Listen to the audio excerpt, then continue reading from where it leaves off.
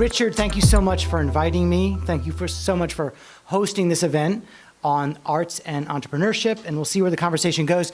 Richard called me and he said, Jonathan, I have this idea for a conversation among a number of young upstarts doing innovative, creative things. I said, thanks, Richard. I really do think of myself as innovative. And he said, no, not you. I said, what am I not, apparently all of them. But he said, no, Sarah Rutherford, come on up, Sarah, Casey Sullivan, and Bleu Cease.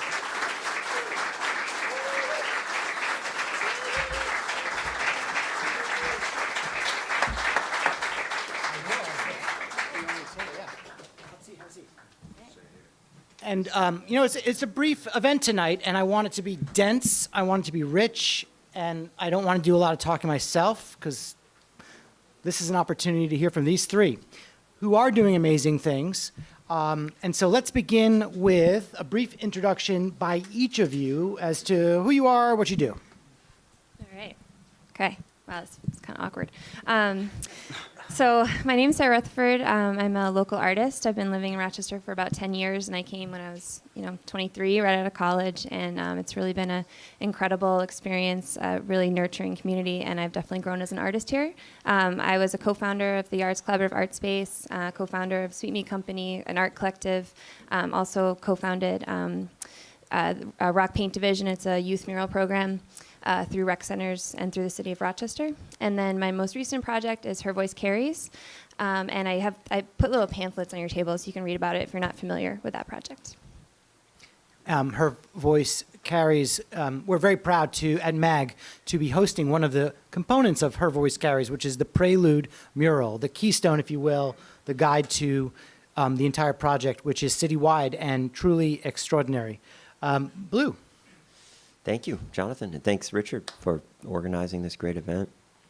I'm Bleu Cease. I'm the director of the Rochester Contemporary Art Center, and I have been at RoCo for a little over 10 years now, so longer than I ever thought it would be when I started there. The organization, if you're not familiar, we have a really nice, long history in Rochester. We recently celebrated our 40th anniversary. The organization was founded as the Pyramid Art Center in 1977. Part of the artist space movement.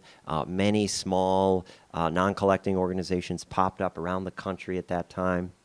And honestly, many of them went out of business in the 80s and the 90s. And so we're super proud to still be here, and we're very much here because of you all, because of the community. And we recently broke 1,000 members, so that was a big step for a small organization like ours. We organized First Friday, which is the citywide gallery night for the small and the mid-size venues throughout Rochester and largely in the neighborhood of the arts and downtown here. And we have an active public art commissioning program and a number of different exhibition series that we run only 2 blocks from here. So I'm looking forward to this conversation. Thank you. Thank you for all your hard work. Thanks. Great program. Casey. Yes. Hello, everybody. My name is Casey Sullivan. I am the co-founder and director of UUU Art Collective. Originally from Buffalo. What brought me here was Nazareth College. I studied music business, so I studied jazz and classical guitar. I'm playing in a jazz group called Big Jazz Small Band. We often play at the Spirit Room, which is located 4 doors down from where we're opening up our art gallery in August, grand opening in September. So you can either see us swinging at the Spirit Room or showcasing art at the art gallery soon. All right. So can I begin on a slightly facetious note? Sarah, so who's bankrolling your big Her Voice Carries project? Yeah, so I think part of the reason to start with that is it's amazing how often I get that question, or people are like, who hired you to do this project? And I wish, maybe I don't wish that was the case. But Her Voice Carries started for me about 3 years ago, from just when it was the idea. And, I remember just talking from like a more entrepreneurial side of things. I remember once the idea came into fruition, I started to think about, okay, like what do I need to actually make this project happen? And it scared me. I was like, how am I going to make this happen?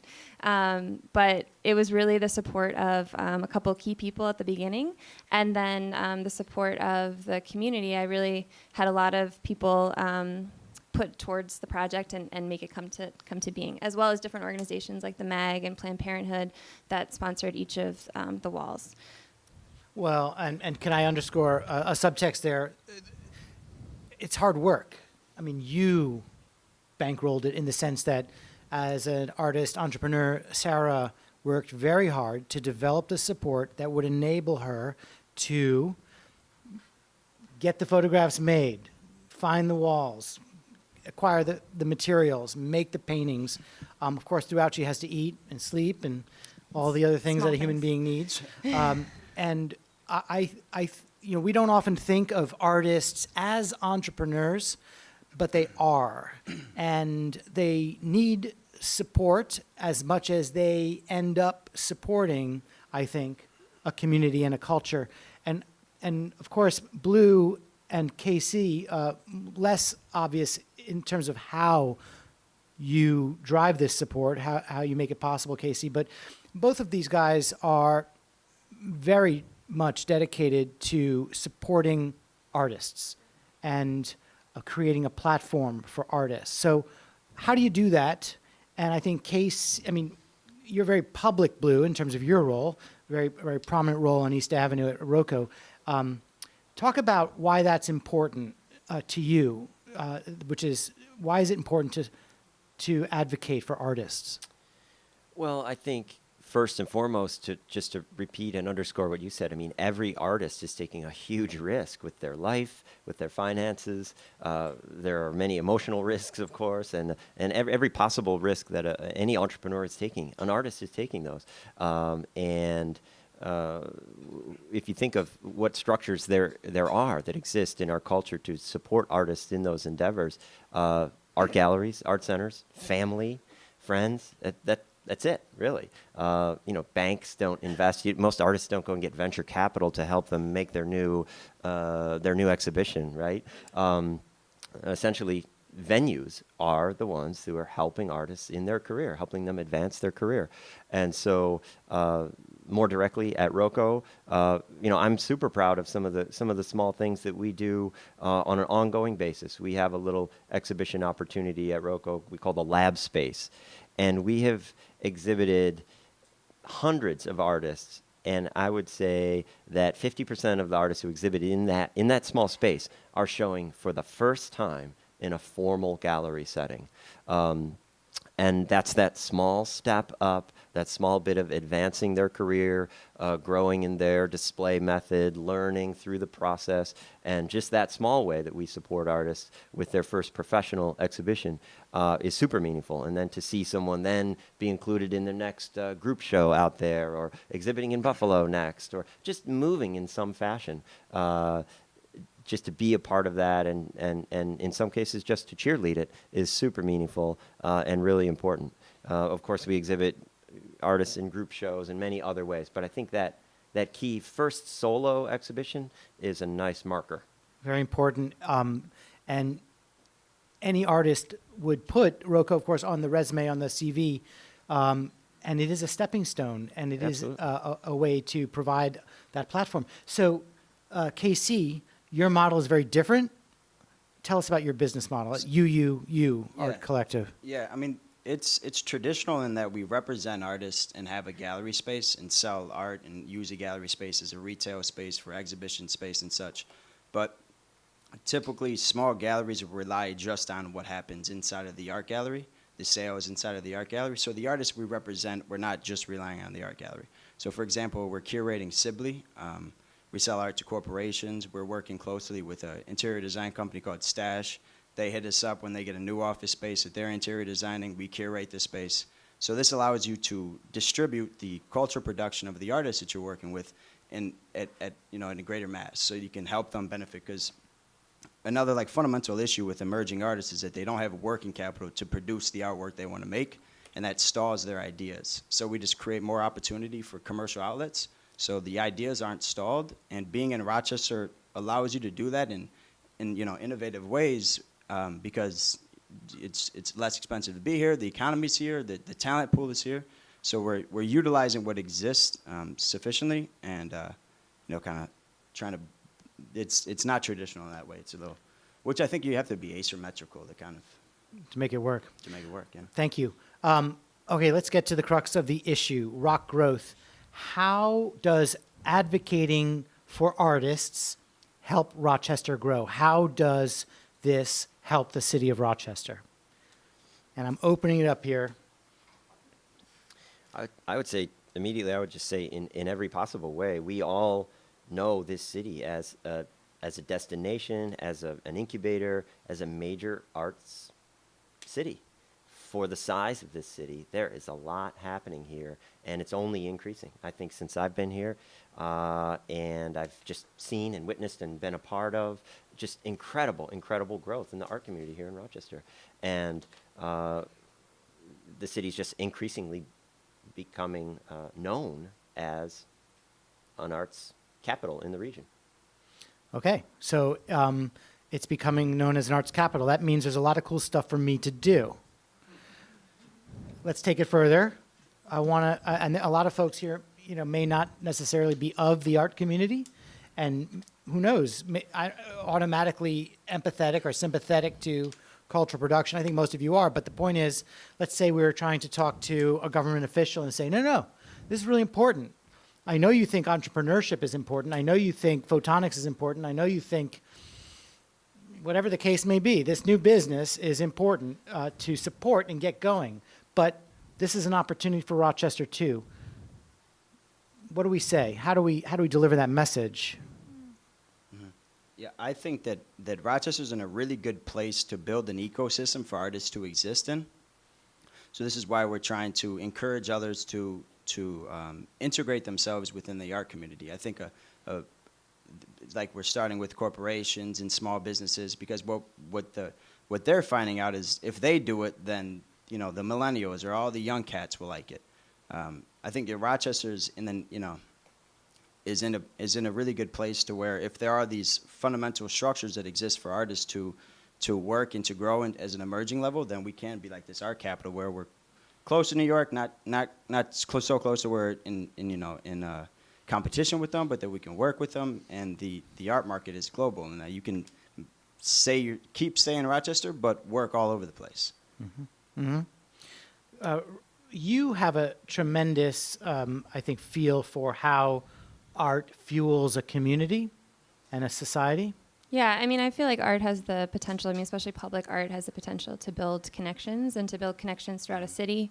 Working in Rochester over the past 10 years, especially doing the mural work in different areas of the city, I really noticed how segregated our city is. And I think that mural art especially, can create opportunity to get outside of your own circle and really think about our city as a whole. So I think there's a lot of power, especially in public art.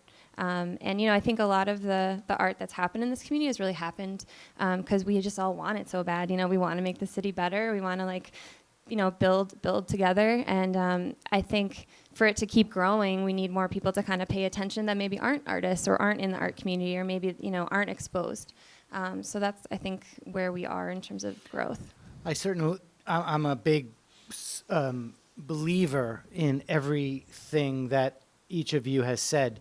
A business can be productive, it can be profitable, it can be transactional, it can employ people, but which businesses build an urban or a regional texture? Which businesses promote a sense of belonging? I think art plays a fundamental role in how people connect within a community, and each of you is participating in that. You through public art, you through a community organization, which is RoCo, and now you helping to bring artists into various architectural, corporate, social settings, and to help them find a way to support themselves so that there can be more of this network building among people and among communities. We don't always give art the credit that it deserves for providing strengthening the foundation of of a culture, of a community. And without that network, that web, I think that kind of texture that we all appreciate, whether it's music or whether it's theater or the visual arts or whatever the case may be, there's nothing there to connect us. And so I want to, it's my way of underscoring what you all have just contributed. So let's talk about the audience for a minute, and other people like those here this evening. Where is this art world centered? Where is this art market, Casey? How do people get access to it? How can they help contribute, support, participate? Well, I think, well, kind of going back on what we said, we're talking about like murals and other public ways of bridging the gaps with people who aren't engaged in art culture and culture production is by, what I was interested in the Sibley project was we were curating this business with 500 employees going in and out, you know, every day that may not go to art galleries or go to art shows, but now they're walking through and seeing all of this art. Or 10 to 15,000 people that walk around or now have to be sort of engaged with the art, so the art world sort of brings itself to them. But people can get inside of the art world, you know, the market itself has been turbocharged because of social media. We were talking yesterday, you got the collector, the gallery, the critic, and then now you have the social media. So, and artists are using these platforms to distribute their artwork too. And these platforms are ways to plug in and find out where to go, where to be. I mean, obviously, we've got a pretty good network here, and Yeah. people have shown up tonight maybe because Richard's so compelling, and he knows how to Got get that folks email out. list. I could actually take a lesson from you later, maybe, on behalf of the MAG. Any other thoughts about how people can help this effort of ours to build that network, that connectivity? Yeah, two thoughts there. One, I think that the scale of this city makes it remarkably accessible, makes its art community remarkably accessible. And I think that especially right now, as Casey and Sarah have mentioned, there's just a lot happening. The energy is really percolating right now, I think. And so there are various points of entry to get involved with the art community, whether it's being involved with wall therapy, it's volunteering at RoCo, it's starting a business, volunteering at MAG. I mean, I think they're all levels. And I think that's important to think about. A healthy art scene probably has activity and vibrancy at various different strata, different types of for-profit entrepreneurial activities, nonprofit, public art initiatives.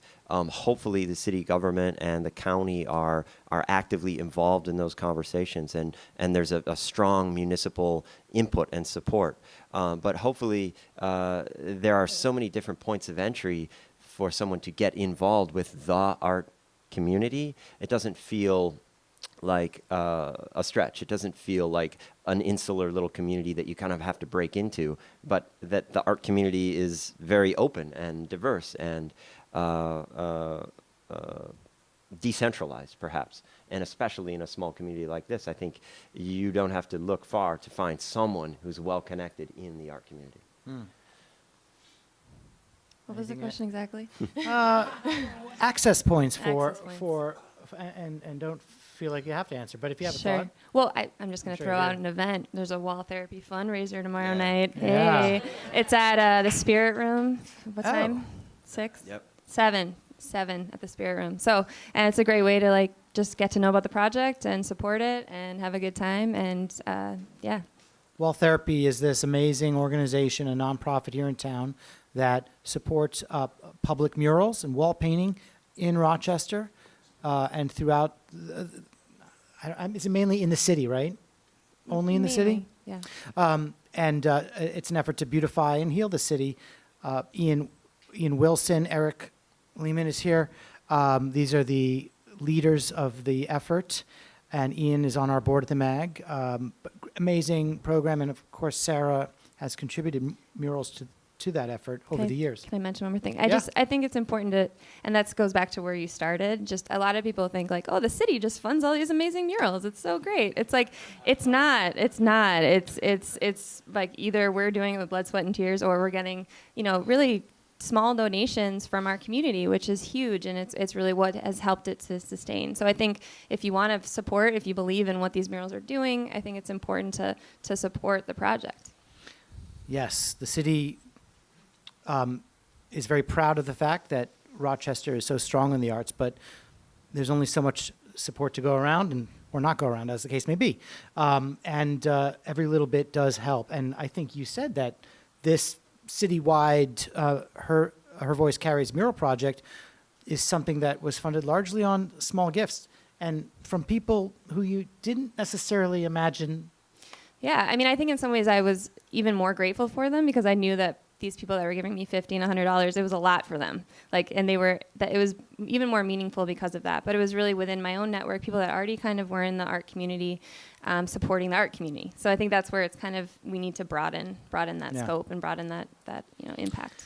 So do any of you look outside of Rochester for inspiration, for models? Is there something out there that you think is working terrifically well that animates your vision or informs it?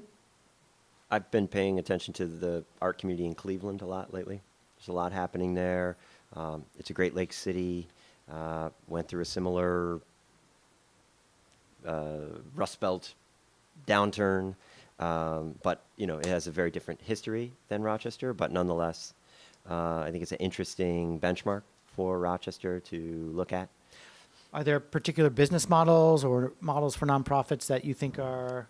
Yeah, there are a few. We have two peers. RoCo has two peers in Cleveland that we pay attention to very closely.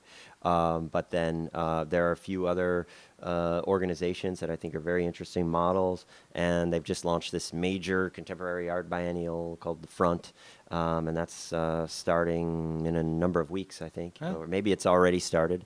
A huge initiative. There's just a lot happening there, and I don't think it's out of reach for Rochester to consider. That's why I'm particularly interested in it. Casey, where did this idea for your business come from? Is there any particular source of inspiration there, or? So we thought of the idea in 2015. 14. I was studying music business at Nazareth College. My friends and I were studying music of arts of some sort, and UUU came about when we realized that there wasn't enough commercial space and exhibition space for an emerging artist here in Rochester right now. So we, analyzed the art industry and built a business model to support emerging artists here. I have one more question, and I'll ask it, but I'm also hoping that somebody out there will help me. Maybe you have a question you'd like to ask of any or all of our participants. I guess this is another Rochester question in specific. What brought you to Rochester? What will keep you in Rochester? I had a lot of questions, big ones. What brought you to Rochester? What will keep you in Rochester? What will Rochester be like in 5 years? Okay, I want to start. Any of or all of the above. All right, Sarah. Mainly because I had some thoughts from the last question too. But I've always felt like with Rochester, to really make Rochester grow, we need, especially within the art community, we need these three parts. We need artists coming from outside of Rochester and kind of us being able to be exposed to what's happening in other places and to learn from that. We need artists working within Rochester doing things, local artists working locally. And then I think we need artists locally leaving and being ambassadors for Rochester. And so, back to that earlier question, my models have been a lot of the artists that have come for wall therapy.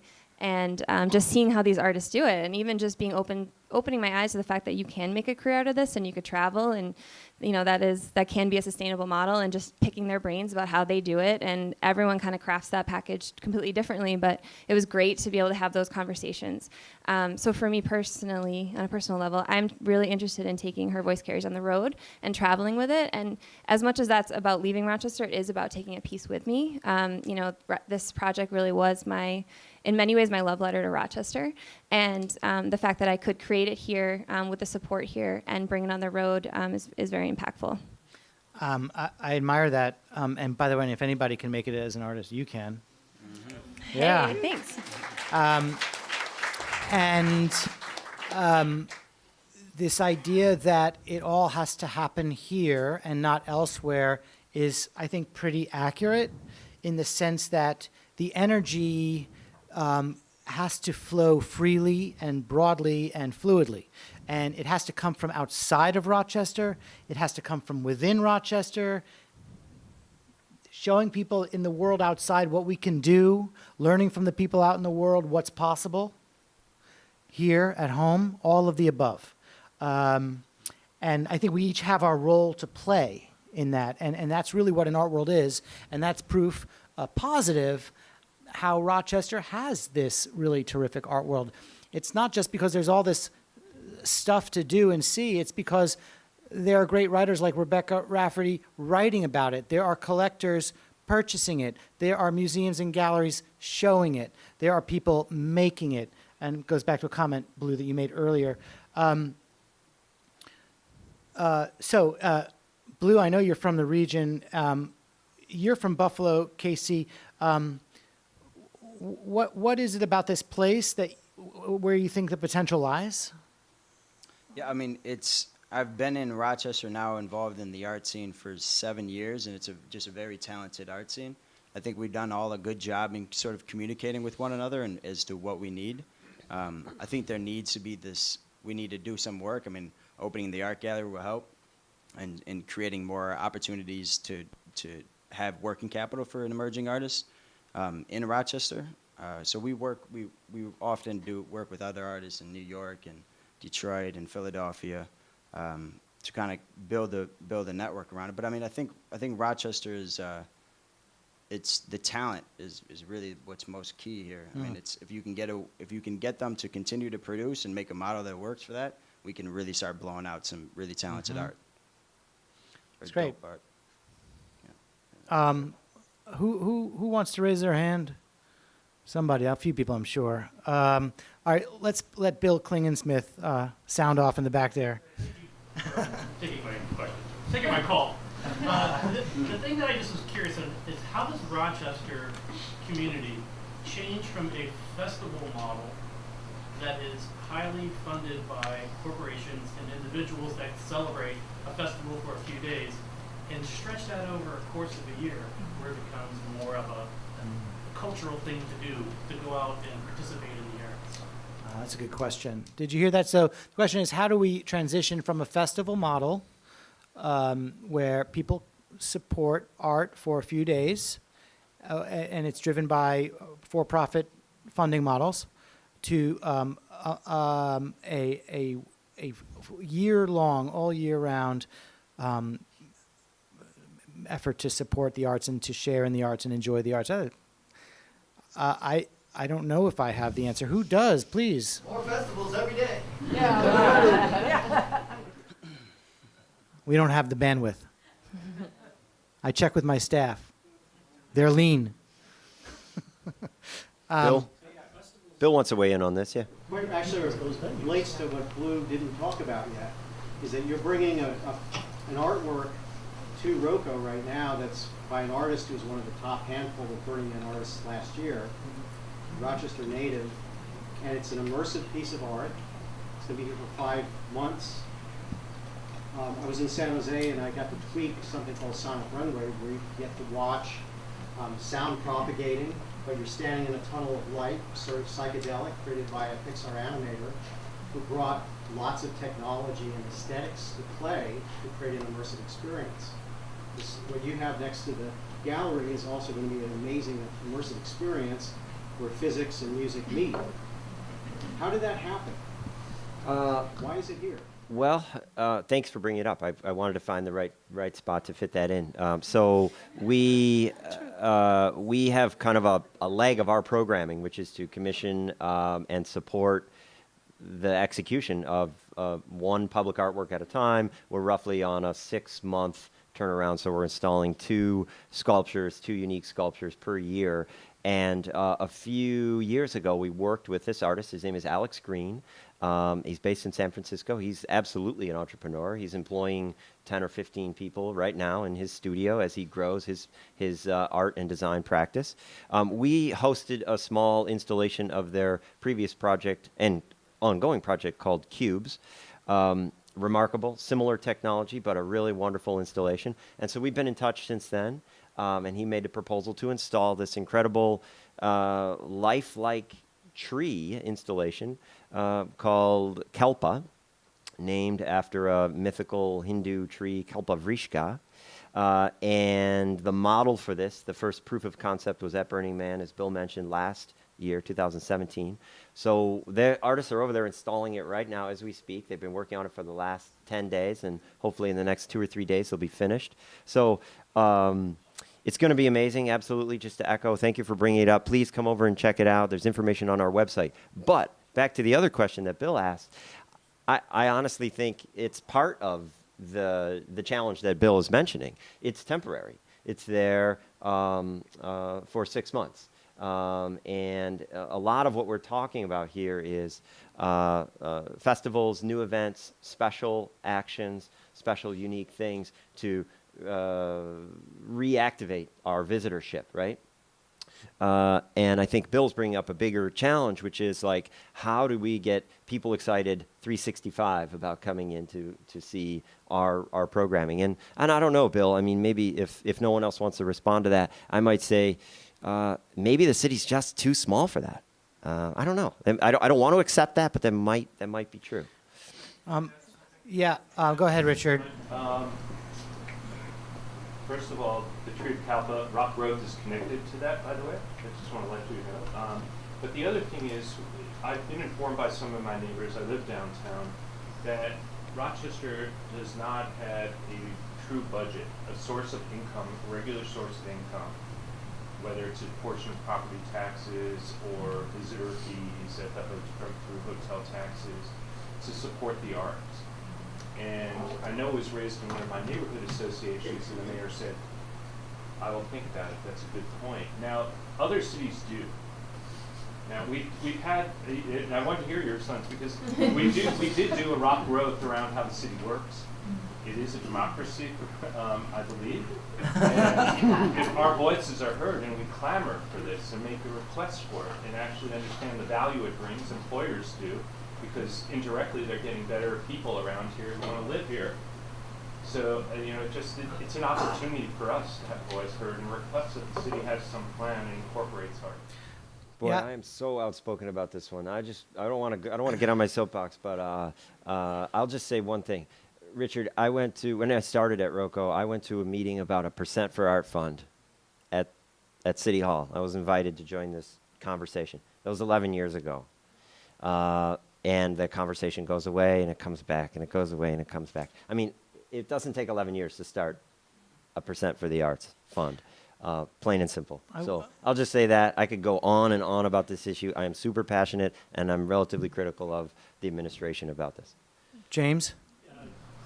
Thank you for bringing this wonderful panel, Richard. And I want to go back to a topic that you brought up, Jonathan, about bringing the world into Rochester and also putting Rochester out.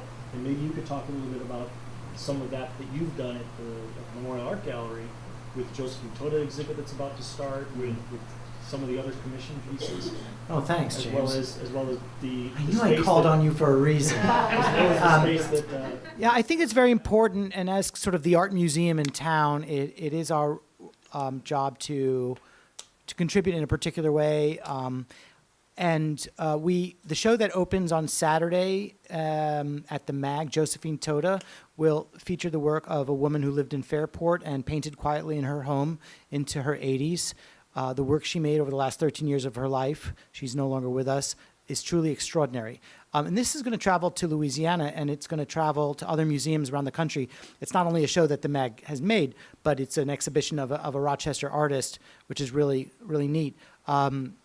We're also bringing Monet paintings from museums around the country to the MAG in order to create a context for reinterpreting the Monet paintings that we have in our permanent collection. And that show is also going to travel. We're commissioning artists from around the world, from Venezuela, London, and New York City, to make new works of media art installations inspired by the history and the culture and the politics of Rochester. Javier Tellez, Nosferatu the Undead, recently was on view. It closed. It's going to open at the Prada Foundation in Milan on October 18th. So that's a film that was made inside the Dryden Theater, inside the Eastman Kodak Factory, inside the Armory on Main Street. So this is all very exciting stuff, and I talk about it. I mentioned it here because I do think it's incredibly important, and I do think it's one way that we can all bring energy to the community here.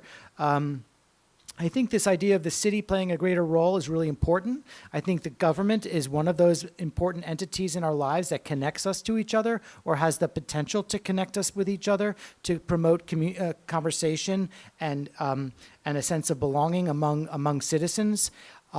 If they're not going to give us money, maybe there's something else they can give us. Maybe they can help us promote the arts in the city. Maybe they can help us communicate the offerings and the opportunities around the arts in the city.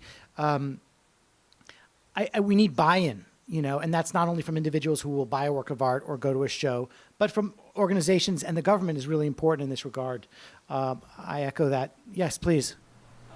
When I was in Kansas City, I was a part of an effort to create a bi-state cultural district, taxing district, for Kansas City, Missouri, and the suburbs in Johnson County, Kansas. It took a while, it took a lot of arm twisting, but we created that district, and money came in from another state for the culture and the arts in Kansas City, Missouri. So if they can do it, and I was part of that process, I'm sure we can bring in money for art in Rochester across Monroe County, and maybe from Ontario County, Livingston County, Wayne County, some of the other counties. It's been done before. One more question. I'm looking for you with the yellow shirt. Yeah. So this is less of a question and more of a wondering about the answer about the festivals and the money. It is not my striking feeling that it's too small a city for this. My sense is that our definition of art is too narrow. That we in fact have not realized that there's a soft, faded line between art and the creative and entrepreneurial communities. That we saw art, the public art really helps us with this presentation of seeing it in a more public realm. But that if we imagine all of our endeavors as creative artistic experiences, the creative classes are stronger that come, and they likewise are going to build creative art interactive pieces here in the city. It shouldn't just be in galleries. Let's redefine the way we talk about the culture. The government's going to show up if we, as the citizens, show a culture that loves it, and that there's money there, and that there's power there. And we really haven't. We've let it be a sideline thing that's off in these little separate communities. It's time to break down the walls between it and redefine the art. So it's not just we're doing an unconventional show at this gallery. It's how are we doing interactive art in the streets? How are the new entrepreneurs using art in the process of technology that we've never seen before? What does that really look like? How does technology that we suddenly discovered at RIT or wherever else suddenly go into art? How do we start blurring those lines so we can see where the creative is across the board? I think that's really interesting. And it is clear that the broader public does think about art much more broadly than an institution like the MAG has historically, or even RoCo has maybe historically, I don't know. But I think that's a very, very good point. We all have a role to play. There are access points for everyone. When Ian and Eric dreamed up this idea for wall therapy, they made it happen, and they brought murals to walls in Rochester, and that is an example, I think, of broadening the idea of what art and culture is and who it is for. There are access points everywhere, And we are going to welcome any of your efforts, any of your goodwill, any of your contributions, support, time, talent, whatever it is you'd like to bring our way. We're passionately engaged in what we're up to here. And we may be in our little worlds, but the doors are open, even if, and I think it's probably up to us to do the best job we can in messaging that, showing people how these doors are open. So that's, I think, a really good point on which to end this conversation. And Richard, I'm going to bring you back up.